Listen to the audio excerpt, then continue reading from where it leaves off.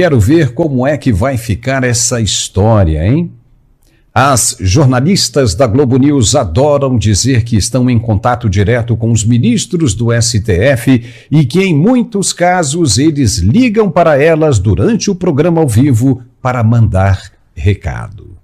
Pois dessa vez elas foram longe demais e talvez confiantes, com as costas quentes, suportadas pelo judiciário, falaram um monte de besteiras que são enquadradas perfeitamente em vários crimes do Código Penal brasileiro.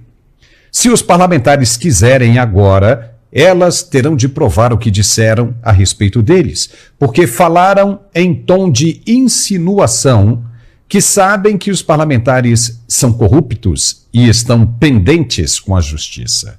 E mandaram o que parece ser um recado dos ministros do STF. Sim, recado.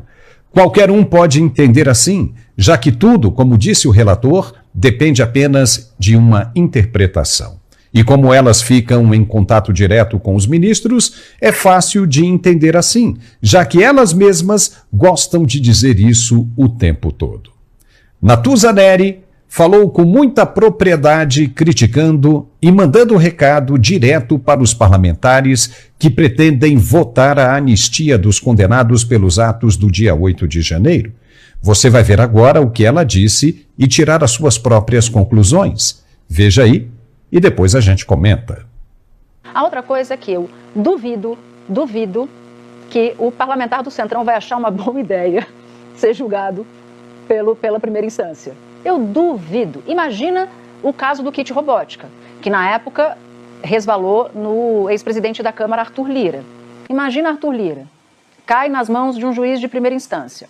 Vamos supor que esse juiz de primeira instância não goste do parlamentar e seja de um grupo político rival.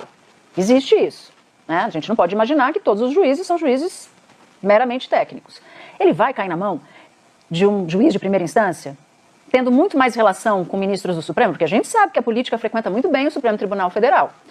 A gente sabe também que essa política tradicional, não os bolsonaristas, os políticos tradicionais, centrão, centro-direita, direita, eles têm um trânsito muito frequente com o Supremo Tribunal Federal. Tudo na política eu aprendi a analisar me perguntando quanto custa. Qual é o custo político para o centrão de patrocinar o avanço da anistia? É enorme. Porque compra uma briga direta com o Supremo Tribunal Federal.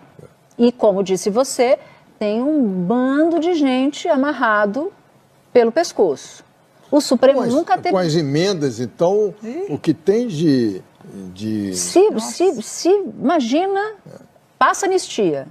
Imagina uma decisão do ministro Flávio Dino, falou assim, bom, então estou decidindo aqui, vamos abrir tudo, Polícia Federal você entra, Tribunal de Contas me passa tudo aqui, vai sobrar o quê?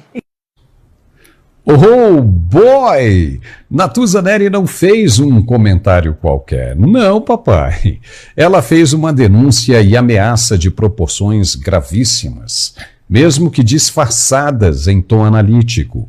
Ao tentar explicar o custo político da anistia para o Centrão, ela escancarou, ponto por ponto, o que seria um escândalo institucional em qualquer país sério do mundo.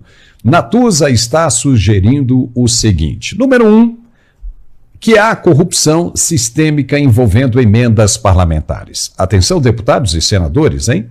Número 2, que essa corrupção estaria sendo deliberadamente ignorada pelas autoridades, especialmente pelo STF, de propósito, com o intuito de usar a ocasião em um momento oportuno, o que já evidenciaria um crime de prevaricação passível de impeachment.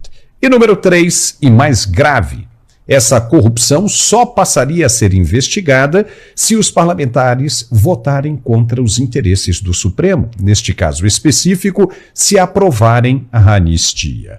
Em outras palavras, segundo a própria jornalista, o recado é claro: ou o Congresso Nacional se curva ou será retaliado. Ela está sem rodeios, acusando o Supremo de prevaricação, por se calar diante de crimes tão graves e de atuação político-partidária, o que configura infração também gravíssima, prevista em lei como motivo para impeachment de ministro. Não bastasse isso, ela ainda normaliza esse trânsito frequente de políticos no STF como se fosse legítimo que investigados convivam socialmente com seus julgadores e que esse vínculo possa blindá-los de responsabilização. Isso, além de imoral, atenta gravemente contra a própria essência da separação de poderes e destrói o princípio da imparcialidade. A pergunta que resta é a seguinte: os parlamentares ouviram isso?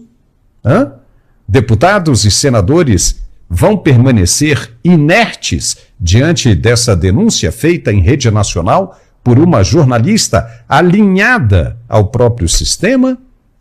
E o Supremo, acusado de seletividade e chantagem institucional, vai se manifestar ou vai continuar fingindo normalidade enquanto sua reputação afunda no pântano que ele mesmo ajudou a cavar?